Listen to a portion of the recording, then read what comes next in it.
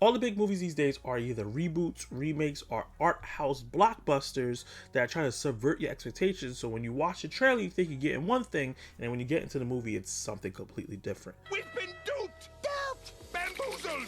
We've been speckledorfed! That's not even a word, and I agree with you. That's why I love F1, because what is advertised and what is told is what you get. It's one of the best summer blockbusters that we've got in a long time, and it's almost perfect.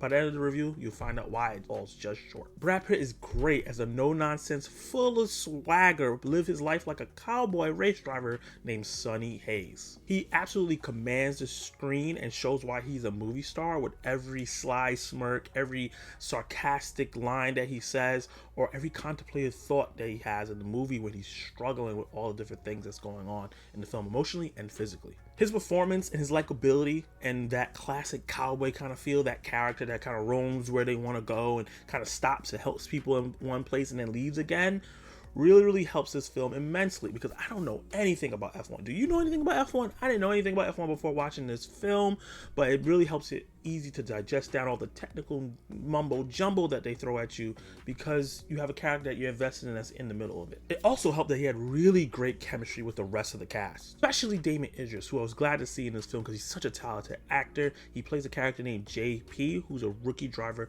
trying to gain notoriety. He's trying to show that he's the best driver in the world and having a hard time, and he thinks that this grizzled old veteran that people used to love so much is coming to steal his spotlight. They have a love and hate relationship throughout the film, mostly hate though, and they do a great job of bouncing off each other and back and forth, trading back remarks and snarks, while also showing that they are very similar but different ages, so it's hard for them to connect. Also, shout out to the actress that played his mom in this film, because she reminded me of my mom. She called him Fisty one time, and I was like, oh shoot, I haven't seen someone that represents a piece of my culture on screen in forever. And veteran actors Kerry Condon and Javier Bardem does a great job as well, and they both have really great chemistry with both those guys. Kerry Condon plays a scientist that's in charge of basically making the cars, and she has kind of a will they won't they love interest with Brad Pitt's character Sonny. Javier Bardem plays Ruben, who's trying to drag Sonny back into the racing realm after 30 years of not being there, and is really having a hard time of getting his team off the ground. I think Sonny is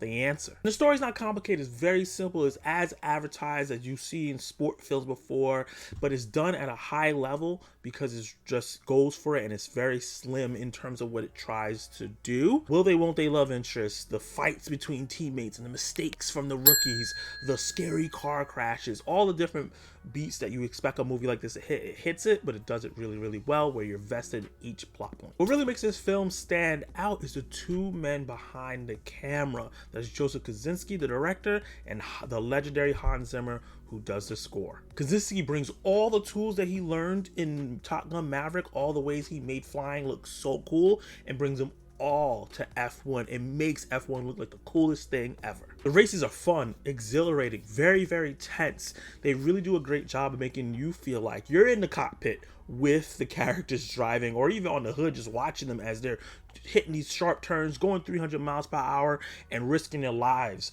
sometimes 24-hour tournaments. It's so fun to watch, and it's done in a way that's different from most race car movies. And that exhilaration is also helped by the banging score, another banging score by Hans Zimmer. The score felt so inspirational, it felt so emotional, it felt like it made me feel like I could hop in one of those cars and drive and be one of the best. I wanted to be an F1 race driver every time I heard that dope ass score, mixed in with the great visuals and direction. On a technical aspect, this movie is firing almost on all cylinders, and I think it's definitely worth checking out on a premium screen, whether that's IMAX, Dolby, or if you like me, if you only have like the Regal experience at your theater, which I did. I didn't see it in a regular screen, so one of the biggest screens I have at my Regal that's not IMAX.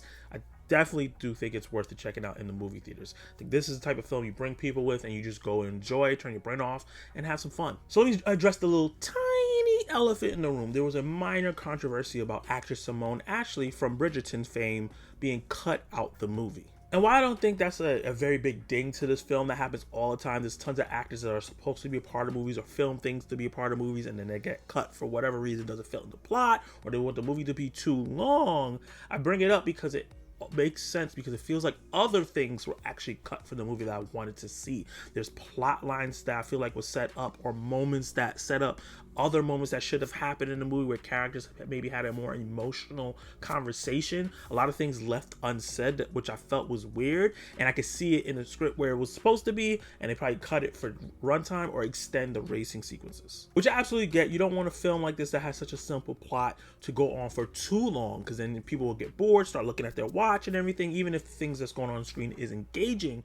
But I do feel like with a summer blockbuster like this, the ones that I remember from my childhood or even in the teenage years, they were exhilarating and fun, but also had some messages and also some emotional gut punch moments. And I don't think that they let the ones that they had breathe enough, or like the moments that they set up throughout the film really pay off at the end, which I thought was unfortunate. Despite all that, I think the story is still a good time. It's funny, it's fun, it's exhilarating, has some really great characters involved. The racing is amazing and makes you really get invested in everything that's going on. Especially even little pit stops that they have where they have to change the tires and stuff like that. That's even feeling intense.